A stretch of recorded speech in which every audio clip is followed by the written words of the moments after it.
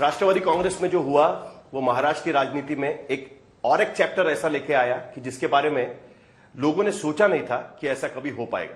हालांकि इसकी भनक पिछले कुछ महीनों से लग रही थी।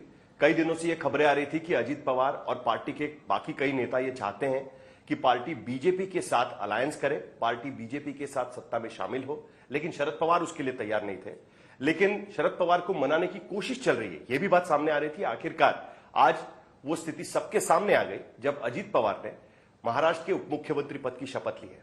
लेकिन बात यहां पर आकर नहीं रुकती है। कुछ ही दिन पहले पार्टी में एक बदलाव किया गया था, जिसके तहत पार्टी में कुछ नए पद घोषित किए गए थे और उसमें वर्किंग प्रेसिडेंट के 2 पद बनाए गए थे। उस पद पे प्रफुल्ल पटेल, जो शरद पवार के काफी नजदीकी माने जाते हैं, उनको भी शामिल किया गया था और वो भी इस पूरे समारोह में अजीत पवार के साथ कंधे से कंधा मिलाकर देखे गए। आखिरकार ऐसा क्या हुआ कि राष्ट्रवादी कांग्रेस में, एनसीपी में शरद पवार के घर में इस तरीके से फूट हुई, इस तरीके से बीजेपी के साथ और शिवसेना के साथ जाकर सरकार बनानी पड़ी। ये सारी चीजों पर हम बात करेंगे और हमारे साथ पार्टी के वरिष्ठ नेता, पार्टी के जनरल सेक्रेटरी जो रह चुके हैं और अभी वर्किंग प्रेसिडेंट, पार्टी के राज्यसभा के सांसद प्रफुल्ल पटेल इस वक्त हमारे साथ है। प्रफुल्ल भाई, मैंने आपकी आज प्रेस कॉन्फ्रेंस देखी। सबसे पहले तो मैं जानना चाहूंगा कि आखिरकार ये हुआ क्यों, क्या कारण है कि ये आज इस तरीके से डिसाइड करना पड़ा कि हमें पार्टी में शरद पवार के विचार के खिलाफ जाकर बीजेपी और शिवसेना के साथ जाकर सरकार बनानी?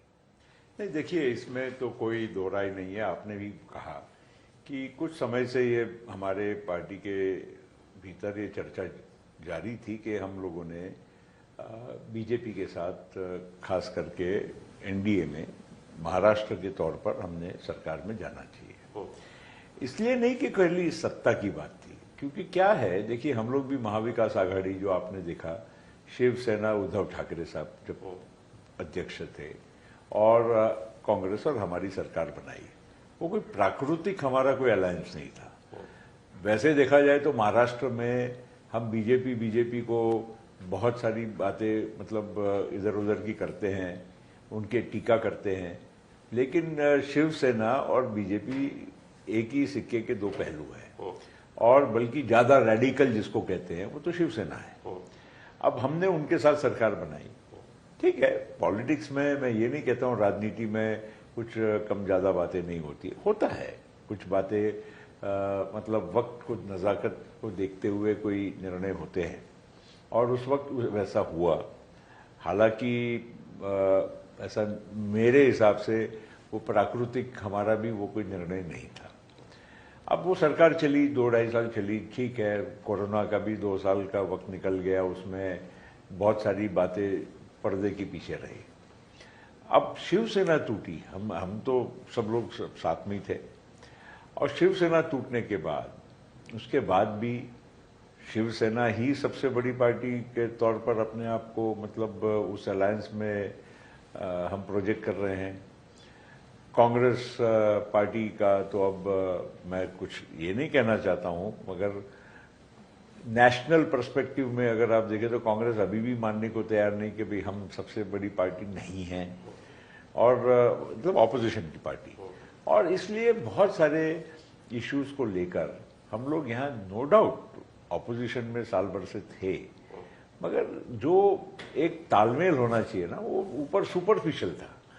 मगर जब हमको भी समझ में आ रहा था कि साल भर के बाद चुनाव में जाएंगे तो लोगों के सामने एक तो ना हम एक अच्छे तरह से पेश आ पाएंगे और साथ साथ में वो जो अलायंस होगा कि कैसे होगा, उसमें कितनी कॉम्प्रोमाइजेस खास करके एनसीपी को करना पड़ेगा, क्योंकि हमें मालूम है कि शिवसेना उद्धव साहब की एक उनकी बात अलग रहेगी, वहाँ कांग्रेस नेशनल पार्टी और हम सबसे बड़े हैं ऑपोजिशन में, उनकी एक अलग बनेगी और कॉम्प्रोमाइज खाली एनसीपी को करना पड़ेगा, क्योंकि हमको कैसे भी करके ये कुनबे को आगे बढ़ाना है। तो ये कॉम्प्रोमाइज तो अभी भी आपको करना पड़ सकता है। आज नहीं, की स्थिति में कॉम्प्रोमाइज, बीजेपी सबसे बड़ी पार्टी है, बीजेपी ने पहले ही कॉम्प्रोमाइज करके अपने आप को डिप्टी चीफ मिनिस्टर बना के रखा है। एकनाथ शिंदे मुख्यमंत्री है, जो शिवसेना आप कह रहे थे कि अपने आप को बड़ा बनाकर पेश कर रही थी, वही मुख्यमंत्री है और अब एनसीपी भी उनके साथ में चली गई है, जो आप क्लेम कर रहे हैं।